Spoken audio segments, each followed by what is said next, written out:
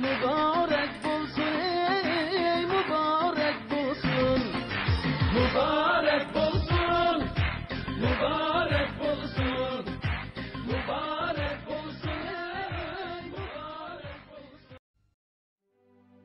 Uyghur Akademiyasi ilim ma'rifat orqali millatimizning umumyuzlik gullanishini amalga oshirishni o'zining eng oliy g'oyasi va xizmat prinsipi qilgan asosda 2009 yili 9-oyda İstanbulda qurilgan bir xalqaro ilmiy jamiyatdir. Bu jamiyat 4 yildan beri vatan suyar olimimiz Erkin Sidiq apandining yetaklishi va faxriy raislik vazifasini ustiga elishi bilan etib tugatsiz moddiy va ma'naviy qiyinchiliklarni yengib, izchil holda har xil ahamiyatli faoliyatlarni uyushtirib kelmoqda.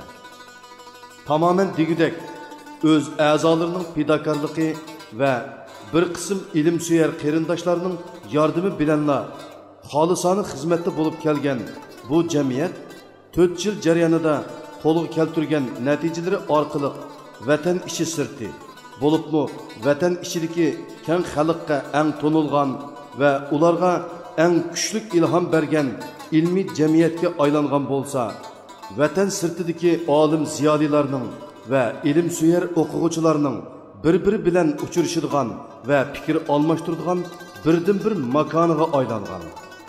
Demisimi Uyg'ur Akademiyasi bo'lmasa edi, biz qandoqmi shuncha ko'p faxrlik olimlarimiz Doktor Erkin Sidiq, Doktor Rishad Abbas, Doktor Nabijan Tursun, Profesör Doktor Alimjan Inayat, Doktor Mehmet Emin, Doktor Mahmud Yasin, hatta dunyoga dağlıq biyologiya alimi Doktor Şöhret Mutalliblarni bir yerde ve bevosita ko'rishish sharafiga ega bo'lalaydik.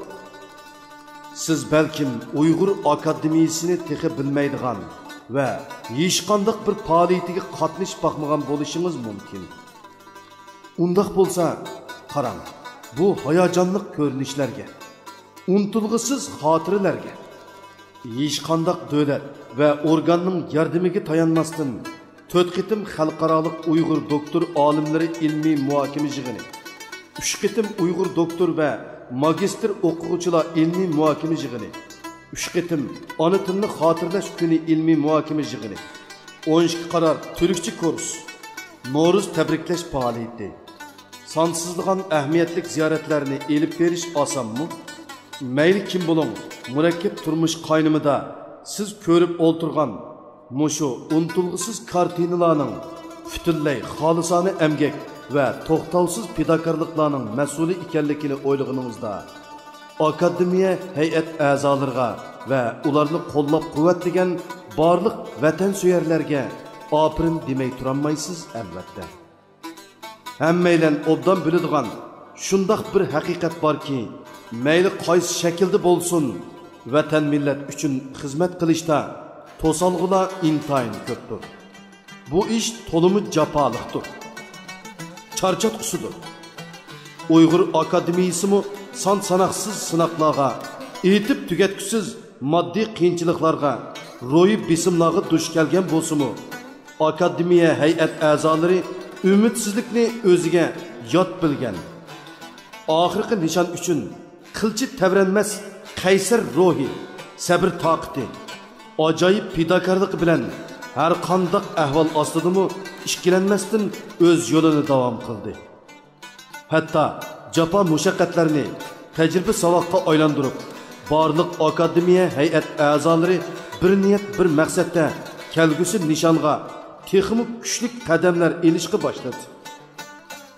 Mana yana 4 kundan keyin Uyg'ur Akademiyasining 5-qitimliq xalqaro ilmiy muhokama yig'ini o'tkaziladigan bo'lib, Amerikadan 7, Yaponiyadan 8, Yevropadan 4, Turkiyadan 6, 25 mutaxassis olimlarimizning bir yerga jam bo'lib ilmiy doklad berishi, ya'ni kelib ona tilimiz Uyg'urcha bilan doklad berishi nima degan xo'shallanarlik, faxrlanarlik bir ish va nima degan zo'r kuch ha?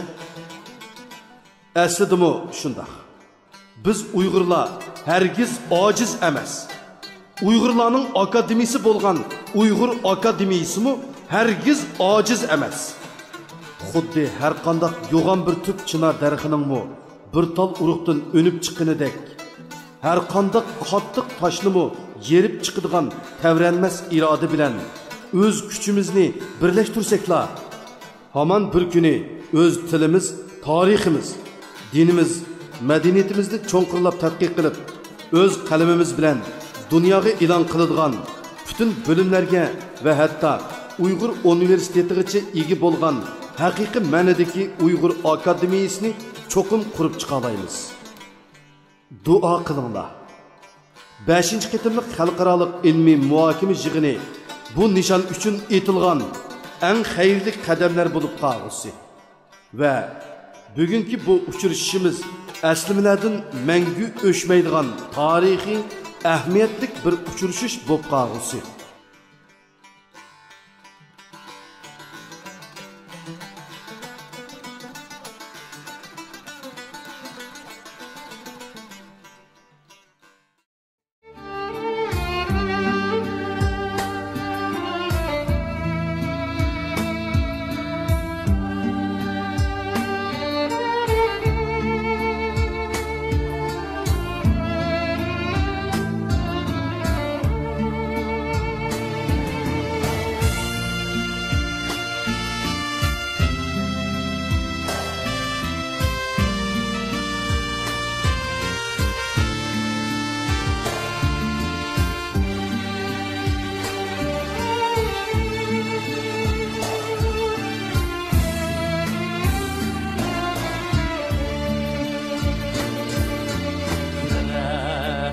Deryası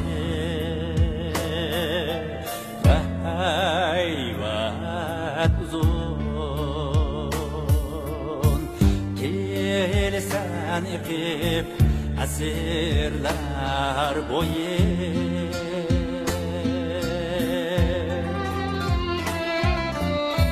ünsüz yaş döken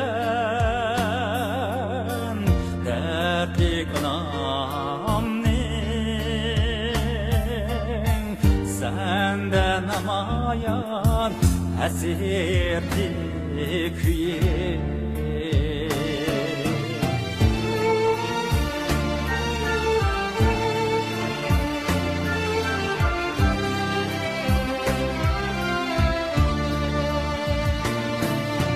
Serapşan deryası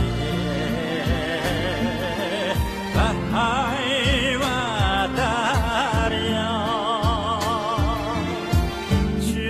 düşlerim dimu sen ayan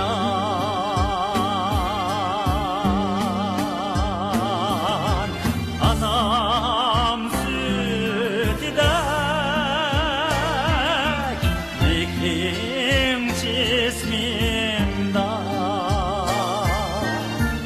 söygürmetin kalbimde ayan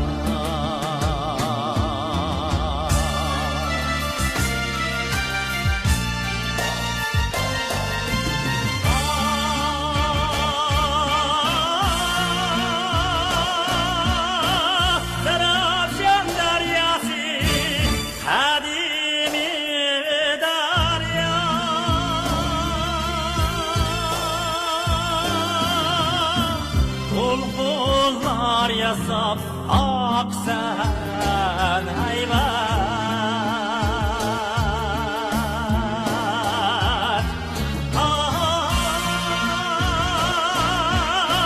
Sarapşan deryası kadimi derya